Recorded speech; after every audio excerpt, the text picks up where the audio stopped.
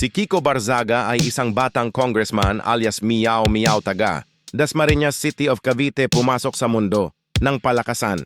Boxing sumali amateur boxing competition noong March 8, 2026 nakalaban niya si Chicano sa Elorde Sucat, Paranaque City lumaban sa Ultimate Knockout Challenge Barzaga.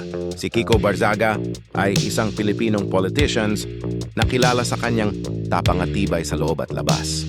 Lumaki siya sa simpleng pamilya sa Pilipinas kung saan maaga niyang natutunan ang halaga ng sipag, disiplina at determinasyon. Bata pa lamang siya ay nahilig na siya sa boxing. Inspirasyon niya ang mga tanyag na Pinoy boxer na nagbigay karangalan sa bansa. Sa pagpasok niya sa mundo, ng palakasan ipinakita ni Barzaga ang kanyang tibay at lakas hindi lang sa politika, ang tapang kung di ginamit din niya sa mundo ng boxing si Kiko. Maganda ang kanyang matatag na depensa, hindi sumusukong laban. Sumabak siya sa Ultimate Knockout Challenge Elorde Boxing Promotion. Kilala siya bilang isang politician na matalino at matapang at higit sa lahat, may isang salita, Kiko Miao Miao Barzaga. Tulad ng maraming boksinggero, hinarap din ni Kiko matitinding training disiplina, ngunit sa bawat laban, mas lalo siyang tumitibay at natututo. Ang kanyang determinasyon ang naging puhunan niya para pasukin ang mundo ng palakasan. I'm so proud of you, Kiko. Isa kang tunay na matapang.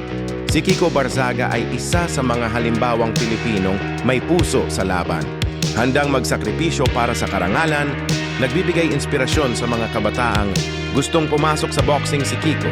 Barzaga nagpatunay na ang boxing. Sa bawat suntok niya sa bag, inilalabas niya bawat pawis na tumutulo. May kasamang pangarap, hindi naging madali ang lahat. May mga gabing sa sakit ng katawan at pero hindi siya sumuko.